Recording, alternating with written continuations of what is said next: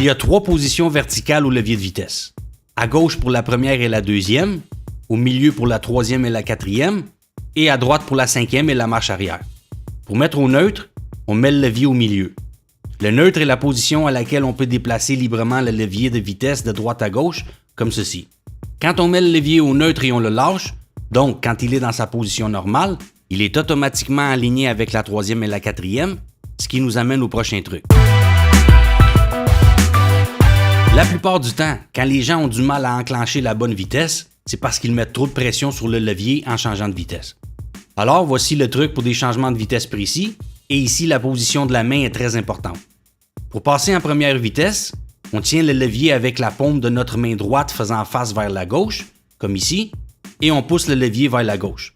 Maintenant, si on pousse vers le haut, on engage la première vitesse, et pour passer en deuxième, on garde un peu de pression vers la gauche et on tire le levier vers le bas.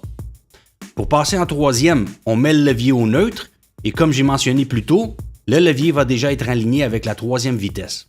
Donc, on le court avec la main dans cette position, en essayant de ne pas trop mettre de pression vers les côtés, et on pousse vers le haut. Pour la quatrième, on tire vers le bas. Maintenant, pour passer à la cinquième, on amène le levier au neutre à nouveau, on le tient avec la paume de la main tournée vers la droite, comme ça, et on pousse vers le haut. Pour mettre en marche arrière, on garde la main dans la même position, on pousse vers la droite et ensuite vers le bas. Un des moments les plus stressants quand on commence à apprendre à conduire manuel est de partir en première vitesse ou en marche arrière sans caler le moteur. La zone sur la pédale d'embrayage où on doit commencer à accélérer quand on lâche l'embrayage est ce qu'on appelle la zone de friction et elle peut varier beaucoup d'une voiture à l'autre, selon le type de voiture entre autres, mais surtout selon l'âge de la voiture ou plutôt l'âge de l'embrayage. Habituellement, plus l'embrayage est neuf, plus la zone de friction est grande, plus l'embrayage est vieux, plus elle est petite. Pour avoir une idée de l'endroit où commence la zone de friction, on met le moteur en marche, on met en première vitesse et on relâche la pédale d'embrayage très lentement jusqu'à ce que la voiture commence à avancer un petit peu. Quand c'est le cas, on est au début de la zone de friction.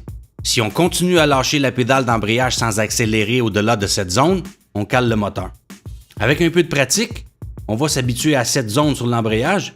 Il s'agit donc de commencer à accélérer un peu avant ce point en même temps que l'on relâche l'embrayage. On répète ensuite le processus à chaque changement de vitesse. J'espère que vous avez aimé cette vidéo. Bonne route!